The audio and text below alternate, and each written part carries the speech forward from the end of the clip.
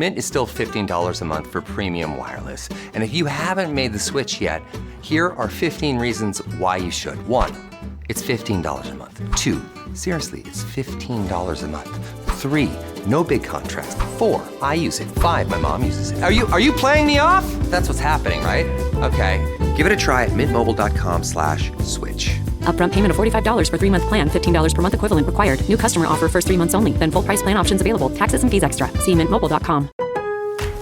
Lowe's knows how to get you ready for holiday hosting with up to 35% off select home decor. And get up to 35% off select major appliances. Plus, members get free delivery, haul-away, basic installation, parts, and a 2-year Lowe's protection plan when you spend $2,500 or more on select LG major appliances.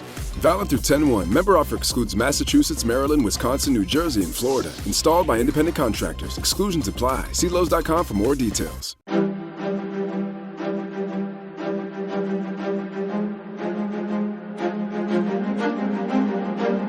Hello, and thank you for listening to The History of World War II podcast, episode 568, American Mistakes, American Blood. Last time, thanks to the help from Rommel's 21st Panzer Division, General von Arnim now claimed all 5 passes along the eastern dorsal mountains, giving him the ability to strike when and where he wanted. Meanwhile, the Americans had pulled the French units out of the line to rearm and retrain them. Not the best moment for the Allies in Tunisia.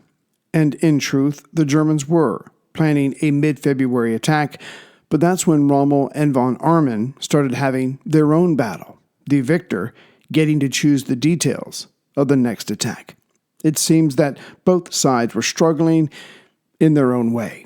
Still, the Allies placed their units in defensive positions and awaited the hammer blow. Captured intelligence indicated that the Germans would come through the Fondue Pass, that is, the center pass, with other attacks coming through the Fayad Pass, just below the Fondue Pass, to hit the town of Gaza, a town at the southern end of the eastern mountain range.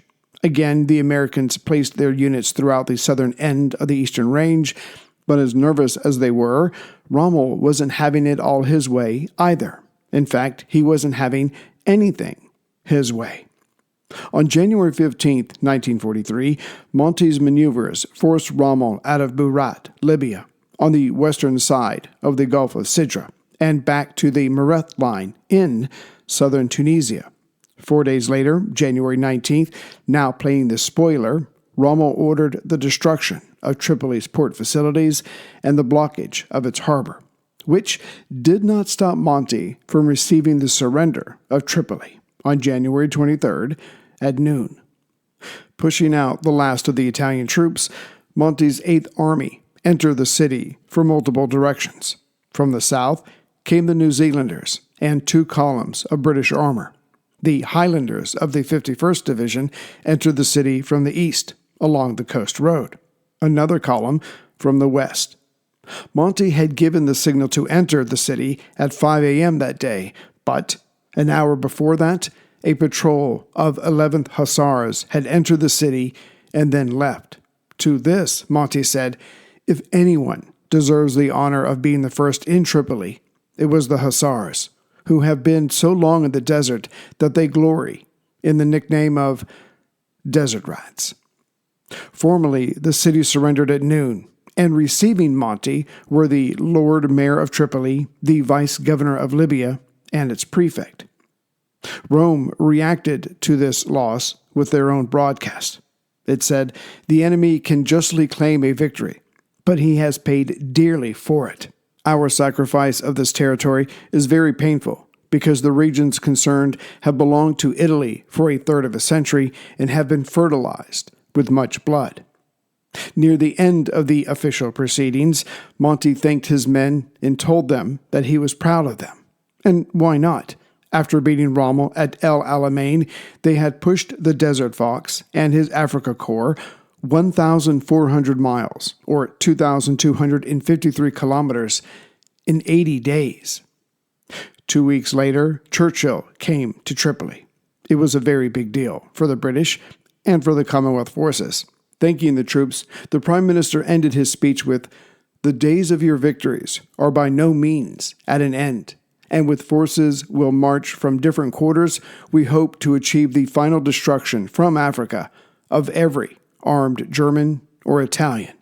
Not done, on February 3rd, Churchill uttered the words, "These men will be able to say, 'I marched and fought with the Desert Army,' and when history is written and all the facts are known, your feats will gleam and glow and will be the source of song and story, long after those of us gathered here have passed away." Yes, it was a very big deal. Now that Rommel was in Tunisia proper, having left many booby traps for the Eighth Army that was following him, the defense of this last holdout was uppermost in the Commando Supremo's mind. But at the very least, they now had the combined panzer forces to work with. Which brings us back to the Axis infighting. The Commando Supremo's plan was to have von Arnim use the Fayad Pass, the second to the bottom pass, to make for the town of Tebessa by going just under the western dorsal mountain range. As the U.S. was using this area as their headquarters, it would disrupt everything, allowing other German forces to push back the now confused Americans. This would force the British to fall back as well, seeing as how their southern flank would be open. But von Arnim, never shy, said no, this was too ambitious. Instead, he proposed his Operation Frühlingswind, in where he would use the same two panzer divisions, the 10th and the 21st, and would pass through the Fayad Pass, but instead would head north in front of the western dorsal mountains, destroying all Allied forces in his way, this being Combat Command C, Combat Command A, and lastly, Combat Command B. With so many formations mauled, the Americans would be too weak for whatever attack came next from the Germans. In other words, von Arnim wanted to handle this piecemeal, to be safe. But then there was the all-or-nothing Rommel. His suggestion was to let him use not only all three panzer divisions, the 10th, 15th, and 21st, but also the Italian Centauro armored division to simply attack every Allied position he could. This would force them to attack him back, and then he would destroy them all. Overall, Rommel's plan was focused on the southern Allied formations, as they were closest to his rear. He did not need that potential headache when Monty eventually came at him. To wit, Kasserine, probably aging by the day now, suggested a compromise. That was not really a compromise. It was a decision. First, von Arnim would be allowed his Frühlingswind, but when Sidi Bouzid fell to him, located just on the other side of the Fayad Pass, the Allied side, von Arnim would have to give up the 21st Panzer back to Rommel, who would then use it and other forces to clear the enemy closest to his rear. Thus, the Allies were about to be hit with von Armin's Frühlingswind and Rommel's Operation Morgenluft. Eczema isn't always obvious, but it's real. And so is the relief from Ebglyss. After an initial dosing phase, about 4 in 10 people taking Ebglyss achieved itch relief and clear or almost clear skin at 16 weeks. And most of those people maintain skin that's still more clear at 1 year with monthly dosing. Ebglyss, lebrikizumab LBKZ, a 250 milligram per 2 milliliter injection, is a prescription medicine used to treat adults and children 12 years of age and older who weigh at least 88 pounds or 40 kilograms with moderate to severe eczema, also called atopic dermatitis, that is not well controlled with prescription therapies used on the skin or topicals, or who cannot use topical therapies. Ebglyss can be used with or without topical corticosteroids. Don't use if you're allergic to Ebglyss. Allergic reactions can occur that can be severe. Eye problems can occur. Tell your doctor if you have new or worsening eye problems. You should not receive a live vaccine when treated with Ebglyss. Before starting Ebglyss, tell your doctor if you have a parasitic infection. Searching for real relief? Ask your doctor about Ebglyss and visit ebglyss.lilly.com or call 1-800-LILY-RX or 1-800-545-5979. On the other side of the chessboard, the Allies, lacking trust in each other's ability and anxious about being attacked again, micromanaged their way down the chain of command. General Anderson told General Friedenau, the 2nd U.S. Corps commander, what to do and exactly how to do it. Friedendahl, in his turn, got too involved in General Ward's 1st U.S. Armored Division's dispositions as to how Sidi Bouzid was to be defended. About to get underway, von Arnim put his chief of staff, Ziegler, in command of Frühlingswind. 10th Panzer would be led by von Broch instead of General Fleischer, who had died on February 1st. His car had run into a small Italian minefield, poorly marked. The blast took his left arm and both of his legs. He bled out, writing a letter to his wife. With the German attack about to get underway, again the 10th Panzer would use the Fayed Pass and head towards Sidi Bouzid, while the 21st Panzer would go around the southern end of the eastern mountain range, come north, and then hit the Americans at McNassee, basically from behind. If this could be carried out, McClellan's CCA, watching the Fayed Pass, would be all but surrounded by enemy forces. It would be crushed if it did not or was not able to retreat west to get support from General Ward's division. Point is, Kesselring's compromise had reduced the scale and goal of the German offensive, yet it was still larger in scope than the Americans had imagined. While the Germans readied to move out, Eisenhower decided to visit Friedendahl's headquarters just east of Tebessa during the night of February 13th. There was much that left him unimpressed. First, Friedendahl's headquarters was buried deep underground. To Ike, this left the headquarters disconnected from the troops. Next, heading closer to the front, Ike felt that the overmanaged dispositions of the CCs left Sidi Bouzid too isolated, should the Germans come this way. Sharing his thoughts with his commanders, Ike left at 2 a.m., just when the Germans were moving to their jump-off points. But a high wind created its own dust storms, which masked their movement. However, Ike's displeasure did pressure General Anderson to send out an alert to be ready for an enemy attack the next morning. Anderson was covering his bases. As dawn was breaking on February 14th, the sound of tanks could be heard coming from Fayed Pass, but only in between the gusts of wind. The American troops on the western side of Fayed Pass were brought to alert. A quick mental map: just west of the Fayed Pass, there were 3 American positions. Almost due west of the pass was CCA, led by Brigadier Raymond McQuillan. As there were hills to the north and south of Raymond's position, American infantry were placed on those. With the sounds of the tanks in the pass, Major Norman Parsons' Company G of medium tanks from the 3rd Battalion, 1st U.S. Armored Regiment, moved out, supported by reconnaissance, artillery, and tank destroyer units. About to clash, though unbeknownst to both sides, were 200 tanks from both sides. Yet, there was a significant difference in their armor plating.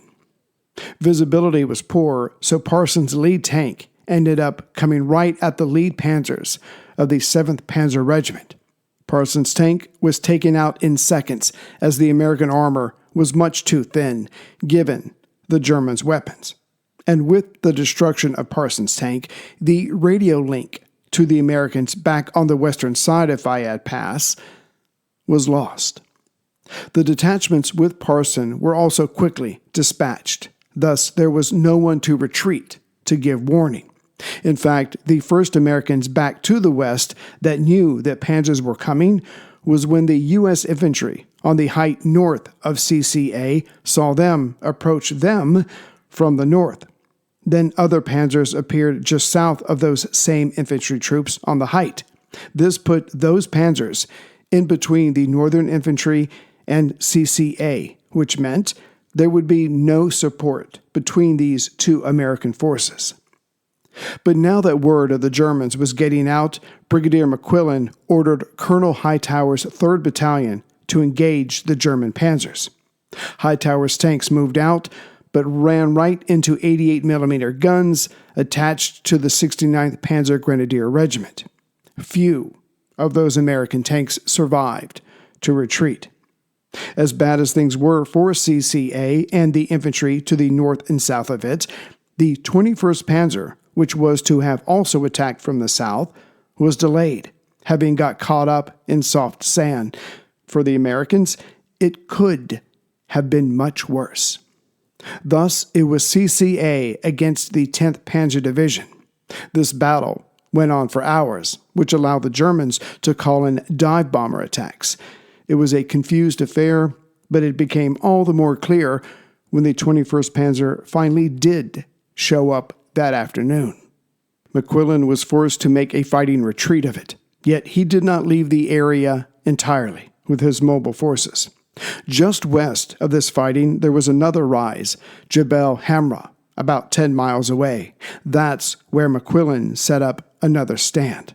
But as the sun set, with the Germans taking Sidi Bouzid, they were satisfied. Thus, they did not follow.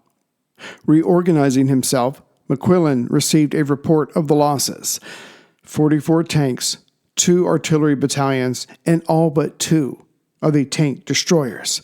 But worst of all, the 2 battalions of the 168th Infantry that had been left on those hills just west of Fayette Pass were still there, unsupported, and cut off.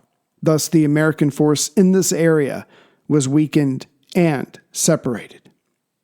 That night, General Ziegler radioed von Arnim that he had completed his mission.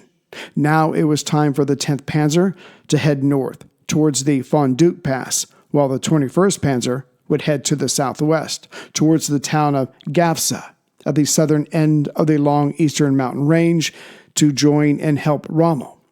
Meanwhile, the less mobile German units would stay at the Fayette Pass and clear up the American infantry units on both heights. Yet, taking no chances, the Germans suspected that the Americans would counterattack with another force, if for no other reason than to save those trapped infantry units on the heights. Thus, the 10th Panzer would leave behind a screen that was stationed just west of the northern height, while the 21st Panzer left enough men behind to screen the lower height. While the Germans took their victory and made sure to prevent the Americans from snatching victory from the jaws of defeat, while also preparing for their next attack that night of February 14th, the American commanders were still trying to figure out what in the hell had just happened. And lacking information, General Anderson was loath to make decisions. Still, he gave Lieutenant Colonel Alger's 2nd Medium Tank Battalion to General Ward, who was planning a counterattack to save the trapped infantry near the Fayette Pass. Next, General Anderson told Friedendahl to evacuate his forces that were stationed at Gafsa to the south that night, as it had to be considered a worthy target for the Germans. Meanwhile, the American cavalry was mounting up. General Ward would use Colonel Stack's CCC, along with Alger's medium tanks, to counterattack the lost Sidi Bouzid. But if there was a high water mark of American, well, take your pick, arrogance, inexperience, or a combination of the two, somehow this was it. For this single tank battalion with an additional tank company, even with artillery and a company of tank destroyers, was supposed to rescue 2 infantry battalions over 13 miles away while defying 2 panzer divisions. Colonel Stack set up his headquarters on Jebel Hamra, the height just west of the coming battle. The American official history picks up the story. Before the town of Sidi Bouzid, 13 miles distance, was several steep-sided deep wadi creases, in general, from north to south. At 12:40, the attacking formation started out over this expanse. In the lead were the tanks. Tank destroyers were grouped on each side, the artillery and then the infantry in their half-tracks followed.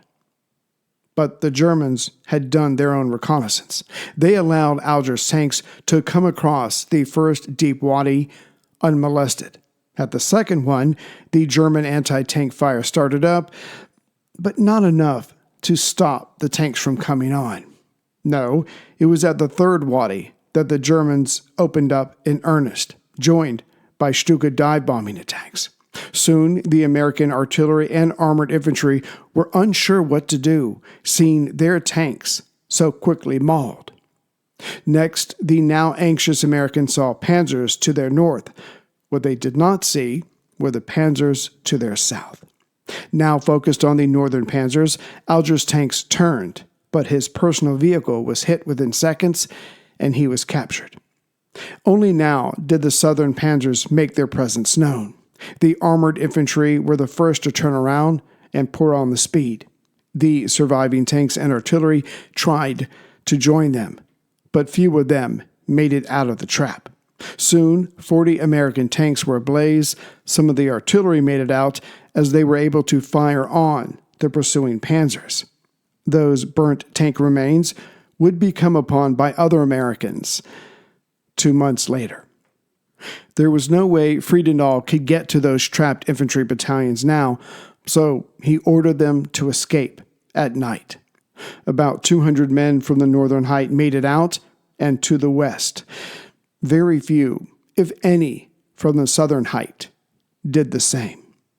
When all was said and done, not that all was done, thus far, General Ziegler had destroyed 2 tank, 2 artillery, and 2 infantry battalions of Friedendahl's 2nd U.S. Corps. Now he, Ziegler, rested his men and awaited von Armann's next orders. With such a one-sided victory, both sides reorganized and reacted.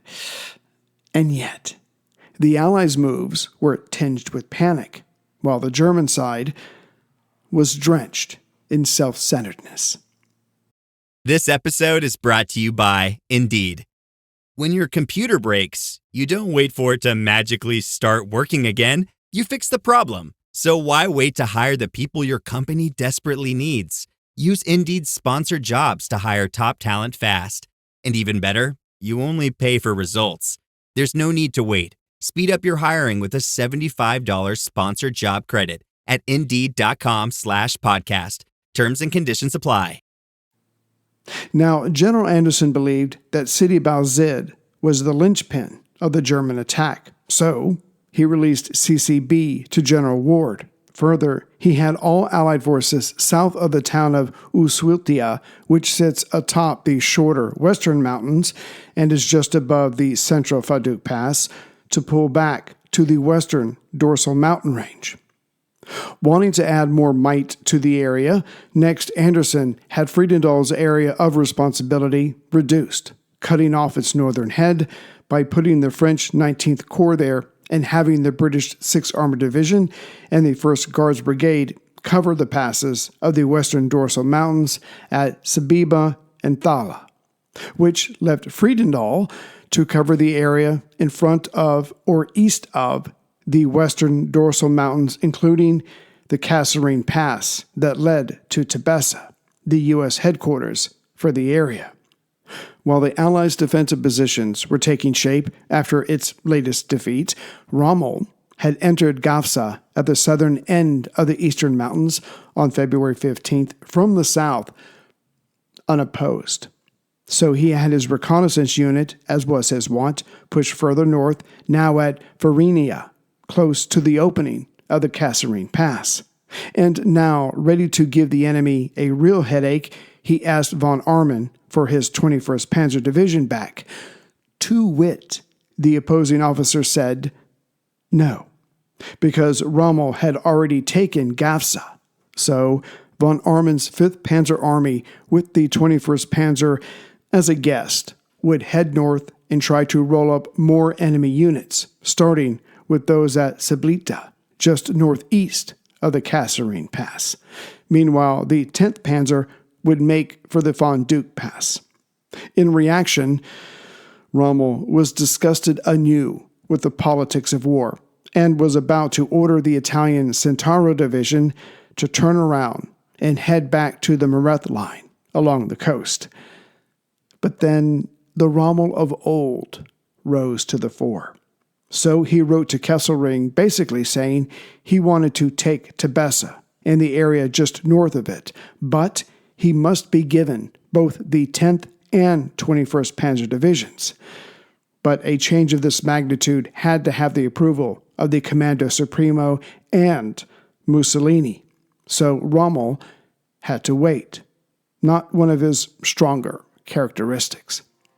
But von Arnim knew enough of the game to go ahead and send his 5th Panzer Army into action, as it would be imprudent to recall it, no matter what Mussolini said.